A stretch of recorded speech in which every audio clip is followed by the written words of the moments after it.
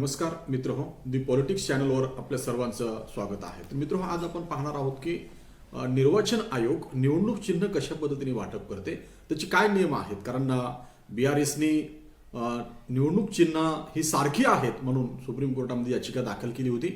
विधानसभेच्या निवडणुकीच्या पार्श्वभूमीवर तेलंगणामध्ये ज्या राजकीय घडामोडी घडत आहेत, भारत राष्ट्र समिती BRS या पक्षासह भाजप आणि काँग्रेस या पक्षातील नेते संपूर्ण ताकदीने प्रचार करत आहेत. तिथे तिहेरी लढत आहे असं आपण म्हणालो होतो. आणि या तिहेरी लढती दरम्यान BRS पक्षाने अन्य राजकीय पक्षांना दिलेल्या जाणाऱ्या निवडणूक चिन्हांवर आक्षेप व्यक्त करत सर्वोच्च न्यायालयामध्ये याचिका दाखल केली होती. मात्र सर्वोच्च न्यायालयाने 20 ऑक्टोबरला त्यावरचा निकाल दिलेला आहे. याचिका फेटाळून लावलेली आहे. या पार्श्वभूमीवर BRS या पक्षाने न्यायालयाकडे कोणती मागणी केली होती आणि राजकीय पक्षांना निवडणूक चिन्हाचं वाटप कशा पद्धतीने होते, त्यासाठी नियम काय आहेत, या सर्व प्रश्नाची उत्तरं जाणून घेण्यासाठी हा व्हिडिओ आहे. तर मित्र हो, मागेही महाराष्ट्रामध्ये एकनाथ शिंदेनी धनुष्यबाणावर दावा केला होता आणि एकनाथ शिंदेना धनुष्यबाण हे चिन्ह देण्यात आलं शिवसेनेचं. तीच खरी शिवसेना आहे आणि शिवसेनेला मशाल हे चिन्ह देण्यात आलेलं आहे. त्यामुळं निवडणूक चिन्ह ही कशा पद्धतीने निर्वाचन आयोग वाटप करत असते, ह्या निवडणूक चिन्हाबद्दलची नियमावली काय आहे हे आपण जाणून घेतली पाहिजे. आणि म्हणून या चॅनलवर नव्याने आला असेल चॅनलला सबस्क्राईब करा, अधिकाधिक विद्यार्थी मित्रांना चॅनल शेअर करा. तर पाहू विद्यार्थी मित्रो, आज आपण की हे काय आहे, BRSने काय मागणी केली होती. BRS पक्षाने सर्वोच्च न्यायालयात याचिका दाखल केली होती. या याचिकेच्या माध्यमातून BRS पक्षाने निवडणूक आयोगामार्फत राजकीय पक्षांना दिल्या जाणाऱ्या काही निवडणूक चिन्हांवर आक्षेप घेतलेला आहे. जसं की रोड रोलर आहे आणि चपाती रोलर आहे. ही चिन्हे आमच्या BRS पक्षाच्या कार या निवडणूक चिन्हासारखीच दिसत आहेत. त्यामुळे प्रत्यक्ष मतदानाच्या दिवशी मतदार गोंधळून या चिन्हावर मतदान करू शकतो असं त्यांनी करण्याची शक्यता आहे, असा दावा BRS पक्षाने केला होता. निवडणूक आयोगाने रोल चिन्ह हे युग तुलसी पार्टी या राजकीय पक्षाला, तर चपाती रोल हे चिन्ह alliance of democratic reform party या पक्षाला दिलेलं होतं.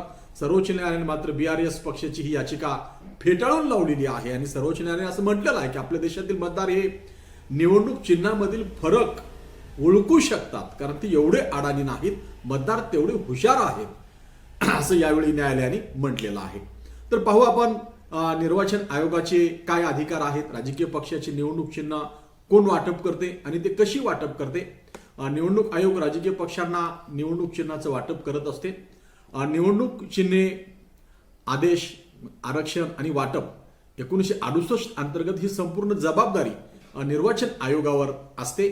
काही निवडणूक चिन्ह ही राखीव असतात, म्हणजेच संबंधित निवडणूक चिन्ह हे एखाद्या मान्यताप्राप्त राजकीय पक्षाला, पक्ष ज्यांना राष्ट्रीय किंवा राज्य पातळीच्या निवडणुकीत किमान मते मिळालेली असतात त्यांना दिलेली असतात. जसे की आपल्याकडे 6 राष्ट्रीय पक्ष आहेत, 26 राज्य मान्यता पक्ष आहेत आणि नोंदणीकृत पक्षांची संख्या ही 2597 आहे. हे आपल्या लक्षात असलं पाहिजे. त्यामुळं ते चिन्ह अन्य कोणत्याही राजकीय पक्षाला वापरता येत नाही. जे की राष्ट्रीय पक्ष आणि प्रादेशिक पक्ष आहेत त्यांना जे चिन्ह दिलेलं आहे, 6 राष्ट्रीय पक्षांना जे दिलेलं आहे तर ते राखीव असते, ते दुसऱ्या कोणालाही देता येत नाही. म्हणजेच असे चिन्ह राखीव असतात.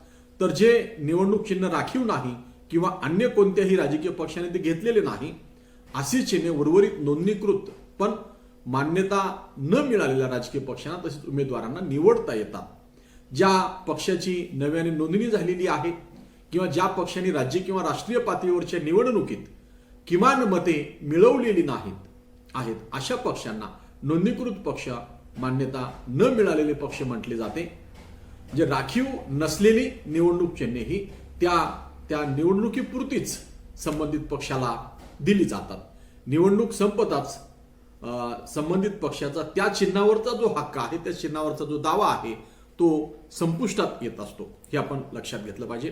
आगामी निवडणुकीमध्ये अन्य कोणताही पक्ष संबंधित निवडणूक चिन्ह पक्षाची तसेच उमेदवाराची ओळख म्हणून वापरू शकतो, असा तो भाग आहे. देशामध्ये 6 राष्ट्रीय तर 26 राज्य पातळीवरील पक्ष आहेत. मान्यताप्राप्त राष्ट्रीय आणि राज्य पातळीवरच्या पक्षांना विशेष चिन्ह मिळतात. ही चिन्ह राखीवही असतात.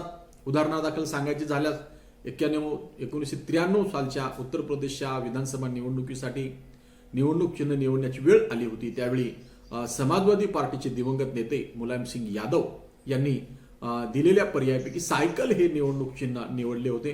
सायकल हे गरीब, शेतकरी, कामगार, मध्यमवर्गीयाचं प्रतिनिधित्व करू शकते असा त्यांचा विश्वास होता आणि म्हणून मुलायम सिंग यांनी सायकल या निवडणूक चिन्हाची निवड केली होती.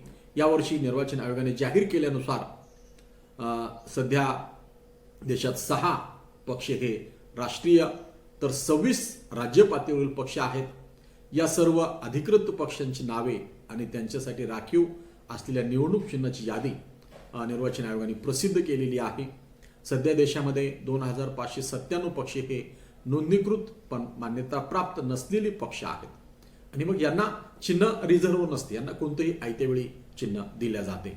आता सायकल हे चिन्ह तेलुगू देशम पार्टीला होतं आंध्र प्रदेशमध्ये, मुलायम सिंग यादवांना होतं, तिकडं काश्मीरमध्ये नॅशनल कॉन्फरन्सला सायकल हे चिन्ह होतं. म्हणजे एक चिन्ह अनेक वेळेस अनेक पक्षाला सुद्धा अनेक राज्यामध्ये दिल्या जाऊ शकते. ते नोंदणीकृत आहेत, अधिकृत मान्यताप्राप्त पक्ष नाहीत. कमळ, घडी यासारखे चिन्ह कुठून आले तर भारतीय निवडणूक आयोगाकडे असलेल्या नोंदणीनुसार निवडणूक आयोगाचे कर्मचारी MS सेठी यांनी निवडणूक चिन्ह रेखाटली होती. 1992 सालच्या सप्टेंबर महिन्यात ते सेवानिवृत्त झाले होते. ते निवडणूक आयोगाने नियुक्त केलेले शेवटचे ड्राफ्ट सम मॅन होते. इंडियन एक्सप्रेसने निवडणूक चिन्हाच्या निर्मितीबाबत याआधी एक वृत्त दिलेला आहे किंवा बदनापूरकरांनी अक्षरनामाला यावर एक लेख लिहिला आहे, तोही आपण वाचू शकता. अतिशय उत्कृष्ट तो लेख आहे. त्या वृत्तानुसार सेठी यांनी त्यांचे सहकारी एकत्र बसायचे. प्रत्येक मतदाराला निवडणूक चिन्ह सहज ओळखता यावं म्हणून ते रोजच्या वापरात असणाऱ्या वस्तू कोणकोणत्या आहेत यावर चर्चा करायचे. याच चर्चेतून सायकल, हत्ती, झाडू अशा निवडणूक चिन्हाचा जन्म झालेला आहे. सध्या ही निवडणूक काही पक्षांसाठी काही पक्षांसाठी राखीव आहेत. आता सायकल समाजवादी पक्षाकडे आहे, तर हत्ती हा बहुजन समाज पार्टीकडे आहे, झाडू हा केजरीवालांच्या हातात आहे. म्हणजे अशी त्या पक्षांना ती राखीव दिलेली आहे. 1990 साली 100 वस्तूंचा निवडणूक चिन्हात समावेश करण्यात आला होता. सिंथी यांनी आणि त्यांच्या सहकाऱ्यांनी प्रचलित नसलेल्या वस्तू देखील निवडणूक चिन्हासाठी सुचवल्या होत्या. त्यामध्ये चष्मा आहे, नेलकटर आहे, गळ्याची टाय आहे, अशा काही वस्तूंचा समावेश त्यामध्ये होता असे देखील इंडियन एक्सप्रेसच्या त्या वृत्तामध्ये नमूद केलेलं आहे.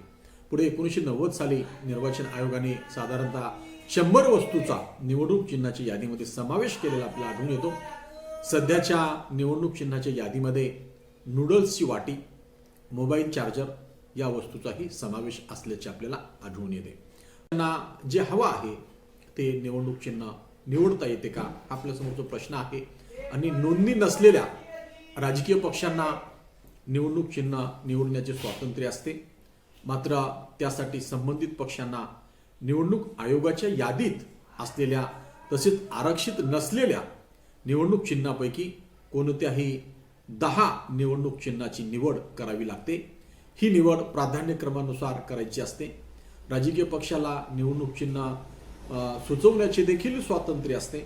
राजकीय पक्ष कोणतीही 3 निवडणूक चिन्ह प्राधान्यक्रमानुसार निवडणूक आयोगाकडे देऊ शकतो. त्यासाठी संबंधित वस्तूचे नाव आणि स्पष्ट रेखाटन निवडणूक आयोगाकडे जमा करावं लागत असते. त्यानंतर निर्वाचन आयोग याच यादीतील चिन्ह संबंधित पक्षाला किंवा उमेदवाराला दिले जाते. राजकीय पक्षाने सुचविलेले निवडणूक चिन्ह ही अन्य कोणत्याही राजकीय पक्षाला अगोदर दिलेली नसावीत. तसेच अन्य कोणत्याही चिन्हाशी ते मिळते जुळते नसावे. दिलेले निवडणूक चिन्ह हे धार्मिक किंवा सांप्रदायिक नसावे. त्यासाठीच्या काही अटी आहेत. जसं की शिवसेनेने त्रिशूल हा धार्मिक आहे म्हणून त्यांनी त्रिशूल नाकारलं होतं आणि मशाल ही दिली कारण हे धार्मिक आहे ना. त्रिशूल अशी काही चिन्ह असतील तर ते बाजूला सारली जातात. आता तसंच यांनी BRSनी मागणी केली होती की ते रोलर जे आहे ते कारसारखं वाटते आहे पण ते फेटाळून लावलेलं आहे. पक्ष फूट पडते तेव्हा चिन्ह वाटप कसे केले जाते असा जो प्रश्न आहे आणि नेहमी आपल्याकडे तो पडत असतो. जेव्हा राष्ट्रीय काँग्रेसची फूट झाली तेव्हा राष्ट्रीय काँग्रेसकडे बैलजोडी हे चिन्ह होता आणि ते चिन्ह जाऊन इंदिरा गांधीला गाय वासरू हे चिन्ह देण्यात आलं. पुन्हा पुढं 80ला इंदिरा गांधींना पुन्हा नवीन चिन्ह इंदिरा गांधी घेतलं ते आहे निशाणी पंजा. इंदिरा काँग्रेस पक्ष पुढं आला आणि त्याला निशाणी पंजा हे चिन्ह मिळालेलं आहे. मान्यताप्राप्त पक्षामध्ये जेव्हा फूट पडते तेव्हा निर्वाचन आयोग पक्षाला वेगवेगळ्या गटांना निवडणूक चिन्ह देण्याचा निर्णय घेते. 1952 सालच्या देशातील पहिल्या लोकसभा निवडणुकीमध्ये काँग्रेस पक्षाला बैलजोडी हे निवडणूक चिन्ह मिळालं होतं. मात्र वेगवेगळ्या क्षणी पक्षात फूट पडल्यामुळे निवडणूक आयोगाने दिल्यानुसार सध्या काँग्रेस पक्षाकडे हाताचा पंजा आहे. मध्यंतरी 70-71ला गाय वासरू हे चिन्ह आलेलं होतं आणि आता निशाणी पंजा आहे. महाराष्ट्रामध्ये शिवसेना पक्षामध्ये फूट पडल्यानंतर निर्वाचन आयोगाने शिंदे गटाला धनुष्यबाण हे निवडणूक चिन्ह दिलं होतं. तर ठाकरे गटाला धगधगती मशाल हे निवडणूक चिन्ह दिलेलं होतं. त्रिशूल आणि गदा, मला ते गदा आता आठवत नव्हतं, गदा हे चिन्ह दिलं होतं. पण ठाकरे गटाला धगधगती मशाल हे निवडणूक चिन्ह दिलेलं आहे. त्रिशूल आणि गदा ही धार्मिक संदर्भ असल्यामुळे निर्वाचन आयोगाने ही चिन्ह कोणालाही दिलेली नाहीत. त्यानंतर दोन्ही गटांनी उगवता सूर्य हे देखील निवडणूक चिन्ह मागितलेलं होतं. मात्र DMK या राजकीय पक्षाला अगोदरच हे चिन्ह दिलेलं असल्यामुळे निर्वाचन आयोगाने हे चिन्ह देखील बाद ठरवलेलं होतं. हे आपण लक्षात घेतलं पाहिजे. म्हणजे अशा पद्धतीने निर्वाचन आयोग ह्या चिन्हांचं वाटप करत असते. आता जनसंघाकडं कमळ हे 1980ला आलेलं आहे. त्यापूर्वी कमळ हे चिन्ह नव्हतं, कारण भारतीय जनता पार्टी जेव्हा जनता पार्टीमध्ये हे सामील झालं तेव्हा नांगर धरणारा शेतकरी, हाल धरणारा असा तो चिन्ह होतं. आणि पुढे त्यांनी भारतीय जनता पक्षामध्ये जसं रूपांतर झालं तेव्हा त्यांना कमळ हे चिन्ह मिळालेलं आहे. आणि 1980 पासून ते अद्याप कमळ हे चिन्ह भाजपकडे आहे. तर मित्रहो, अशा पद्धतीने म्हणजे कुठल्या तरी निमित्ताने आपल्याला राजकीय पक्ष अधिकृत किती आहेत, राजकीय पक्षांना चिन्ह वाटप करणं किती हे असते आणि चिन्हाचं महत्त्व मागच्या निवडणुकीमध्ये अधिक होतं. हे खरं आहे की एकच चिन्ह सारखं दिसत असेल तर मतदारांना गोची होते. पण निर्वाचन आयोगाच्या या वाटपामध्ये BRSने जी आक्षेप नोंदवला सुप्रीम कोर्टामध्ये, सुप्रीम कोर्टाने सांगितलं की आता मतदार निवडणूक चिन्ह समजणार नाही एवढा अनपढ राहिला नाही, तो तेवढा शहाणा आहे. निवडणूक चिन्ह नाही तर अलीकडे मतदार नुसतं नाव पाहून सुद्धा मतदान करतात, कारण एवढी साक्षरता, एवढं शिक्षण आपल्या मतदारांचं झालेलं आहे. आणि राजकीय सामाजिकरण जेवढं मोठ्या प्रमाणात होते, जर जनता पूर्ण शिकलेली असेल तर चिन्हाची सुद्धा गरज पडत नाही. मतदार हा उमेदवाराचं नाव वाचून पाहून तो उमेदवार कसा आहे, किती पात्र आहे हे सगळं पाहून मतदान केला पाहिजे. आणि अशा सगळ्या काळामध्ये एकीकडे आपण जागतिकीकरणामध्ये जात आहोत, आधुनिकतेमध्ये जात आहोत आणि अशा काळामध्ये आमच्या मतदाराला हे सारखं दिसते म्हणून चिन्ह कळत नाही असा आक्षेप नोंदवला आणि तो सुप्रीम कोर्टाने फेटाळलेला आहे. ही जागरूक मतदाराच्या दिशेने वाटचाल आहे.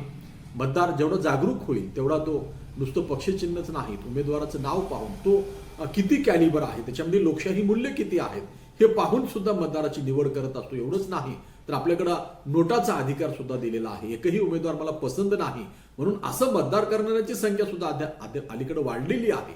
हे जर लक्षात घेतला तर चिन्ह वाटपाचा हा जो प्रश्न आहे तो कोण ठरतो आणि चिन्ह हे पक्षाचं एवढं महत्त्वाचं ठरत नाही, कारण मतदार अनेक अंगाने विचार करून मतदान करत असतो. तर मित्रहो, या चॅनलवर नव्याने आला चॅनल सबस्क्राईब करा, अधिकाधिक विद्यार्थी मित्रांना चॅनल शेअर करा. अशाच आपण राजकीय घडामोडी, भारतीय संविधानामध्ये लोकशाही आणि लोकशाहीसाठी मतदाराचं जागर अशा पद्धतीचा हे व्हिडिओ करत असतो. तर आपण या चॅनल सबस्क्राईब करावा. धन्यवाद. जय हिंद, जय महाराष्ट्र.